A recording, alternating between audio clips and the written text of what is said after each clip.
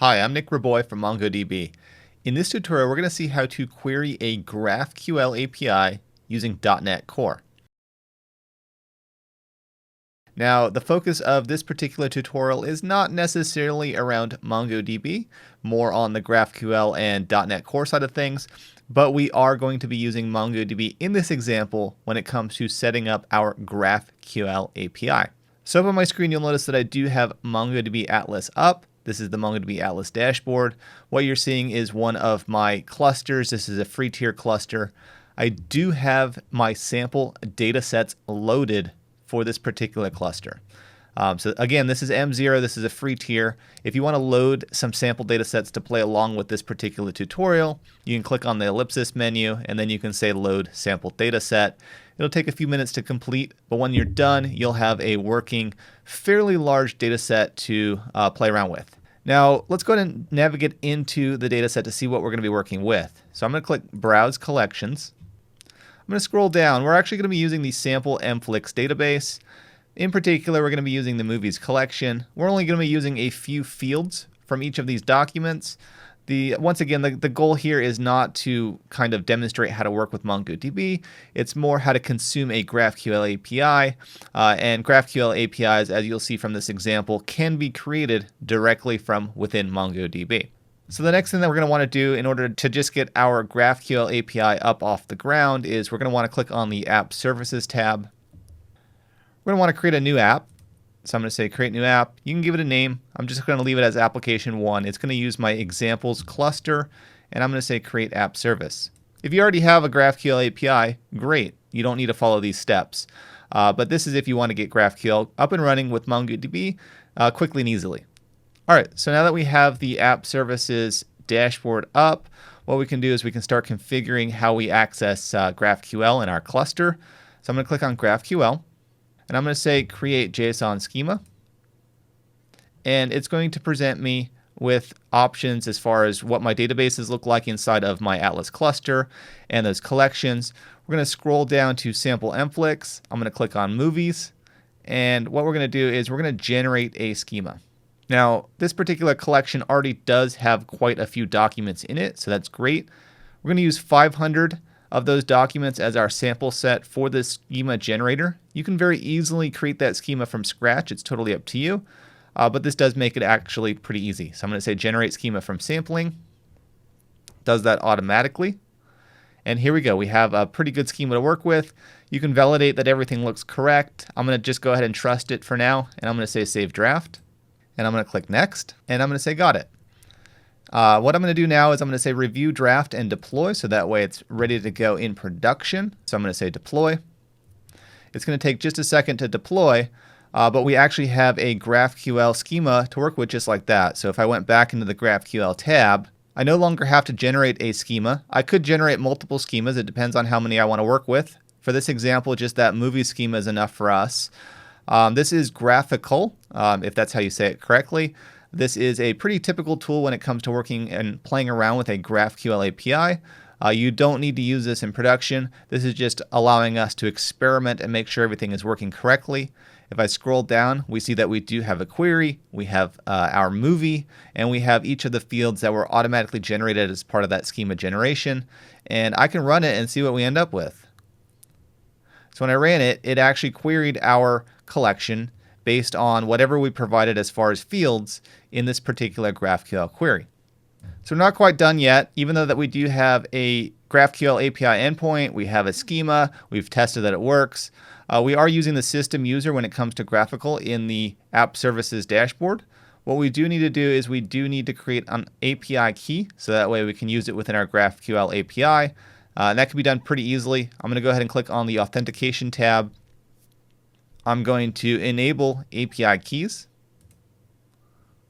I'm going to enable it. I'm going to review the draft and deploy.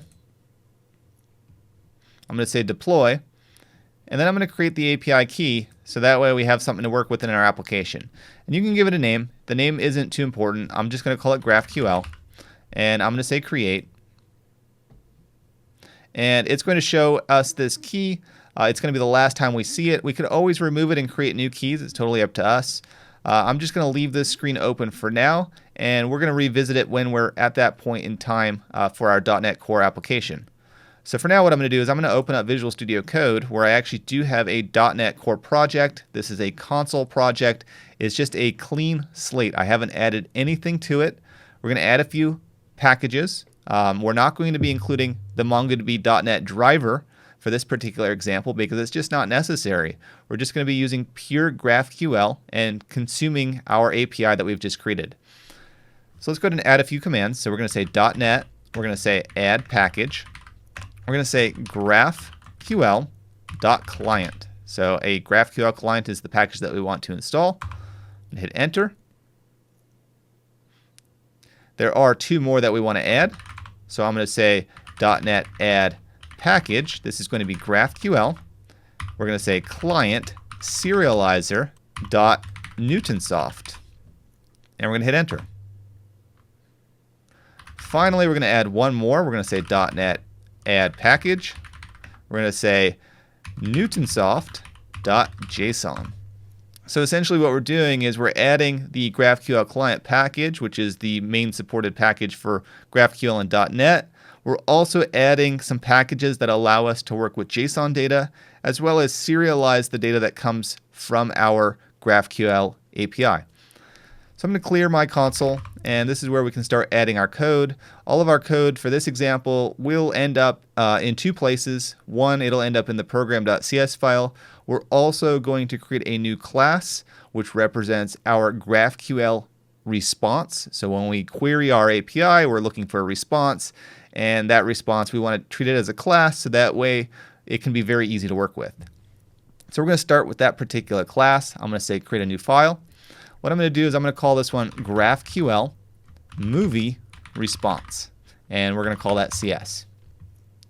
Now, once again, you don't have to use the movie collection. You don't even have to use MongoDB for this example, but this is what we're using, and this is how we're going to connect the dots.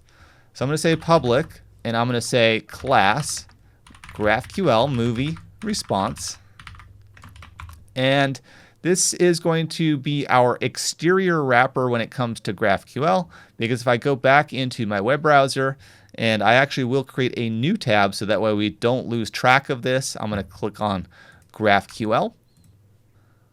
I'm going to scroll down here and I'm going to hit run. And you'll notice that we do have kind of a wrapper around our movie field.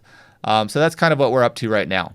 So I'm going to go back into Visual Studio Code, and I'm going to add the inner layer to this response. So I'm going to say public class movie, and rather than adding each and every field that's part of this particular collection in these documents, which is actually quite a few, we're going to add just two because it should prove this example a success. So what I'm going to say is I'm going to say public, I'm going to say string title, I'm going to say get and set, and likewise I'm going to do the same thing for the plot. So now that we have the movie, I can add it to this top level here, and I'm going to say public movie. This is going to be movie, and it's also going to have a get and a set. So now we have some classes to work with when it comes to working with our GraphQL API. So we can go back into the program.cs file and start adding the code that will be important for making this a success. So what I'm going to do is I'm going to say using GraphQL, and I'm going to add a few more dependencies that are required based on what we installed.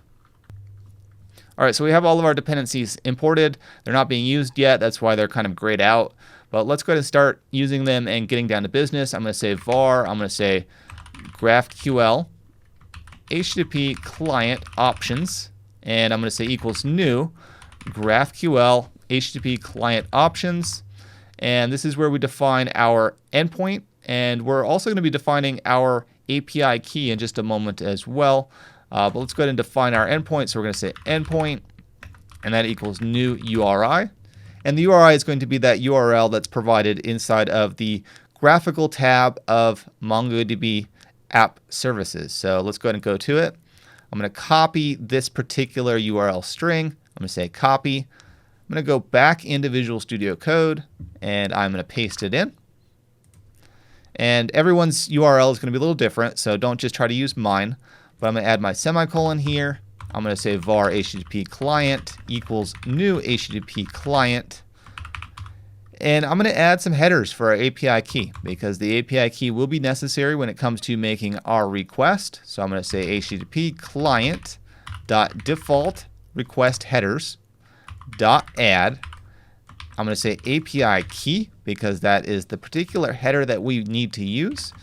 And we're going to drop our API key directly in there. So I'm going to go back into my app services dashboard. I'm going to go back to that tab that had my API key. And if you've already lost it, go ahead and generate a new key. But I'm going to say copy.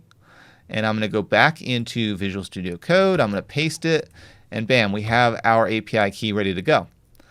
So our HTTP client is pretty much set. We just need to start making our requests. So let's continue down the line here. So we're going to say var GraphQL client equals new GraphQL HTTP client. I'm going to pass in my options. So I'm going to say GraphQL HTTP client options. I'm going to say new, and I'm going to say Newton soft JSON serializer because that's going to be the serializer we plan to use for all of our data. And I'm going to pass in the HTTP client, which has our custom header for our API key, which is not added by default because not all GraphQL APIs need an API key. So we have our GraphQL client. Let's go ahead and define our query that we want to use. So our request. So I'm going to say var movie request equals new GraphQL request, and we're gonna define what appears to be a very generic GraphQL query. Nothing special when it comes to .NET beyond just the look and feel, but it should be pretty familiar if you've used GraphQL in any other language as well. So we're going to say query equals, and I'm going to do a multi-line string here, and I'm going to say movie. I'm going to say that I want the title and I want the plot. All right, so we have that information there. So let's go ahead and execute that GraphQL request. So we're going to say var, we're going to say GraphQL response equals await, and we're going to say GraphQL client dot send query async, and we're looking for a GraphQL movie response like we defined in that class previously. So GraphQL movie response, and we're going to pass in that movie request. And we're going to see if it works. So what I'm going to do is I'm going to make sure my console is clear, and I'm going to say .NET run. And nothing really happened, or at least nothing that we can easily see, because we actually forgot to print something out to the console after the request had run. So let's continue down, and we're going to say console.writeLine, and we're going to find what we want to write. So we're going to say the first parameter, we're going to have a 0, and we're going to have, say, for example, a 1. So we're going to just do a parameterized print here. And for the first parameter, we're going to say GraphQL response, and we're going to say .data, .movie, .title. And for the second parameter, what we can do is we can say GraphQL response .data, .movie, .plot. So just the plot and the title based on 0 and 1 here for our placeholders. And hopefully this time around when we run it, it should work out. So we do have an error. There is something that we forgot to do when it came to setting up our GraphQL API in MongoDB. We set up the schema, and we forgot to set up any rules for who should be able to access this using the API key. So let's go back into the App Services dashboard here. What we're going to click on is Rules. We're going to scroll down to our Movies collection, and we're going to set up a default rule. We're just going to say Read and Write All. And you can always adjust this later based on what your particular needs are. And I'm going to say add preset role. Let's go ahead and try it out again after we review, draft, and deploy. We're going to go back into our Visual Studio Code. We're going to clear our console just so that way we don't get confused. And we're going to say .NET run. And just like that, we do have some results. So we have the 4 horsemen of the apocalypse, and we have a plot, And we only have one because we only chose to choose one particular GraphQL response item. Had we done movies or a different type of query, we would have gotten different results. But this is still a GraphQL query nonetheless. So just kind of a recap on what happened. And this was kind of a mix between MongoDB and GraphQL with .NET. But what we did in MongoDB was we created a MongoDB Atlas cluster potentially. We added a sample data set. So that way we can go into the app services portion of MongoDB and we can create a GraphQL API endpoint. So that GraphQL API endpoint was provided to us by MongoDB. In the process, what we did have to do is we did have to set up some rules on who should be able to access this endpoint. We had to set up an authentication mechanism, so we chose API keys. We defined a schema, so that schema works with GraphQL. And just like that, we have an API endpoint that works with GraphQL without having written any code for creating that API itself. Now, once we had that API, we went into Visual Studio Code or whatever editor you really feel the most comfortable with. We created a class, GraphQL Movie Response. It had two different classes in it for movie as well as a kind of parent wrapper. We chose not to include every field possible when it came to our GraphQL API.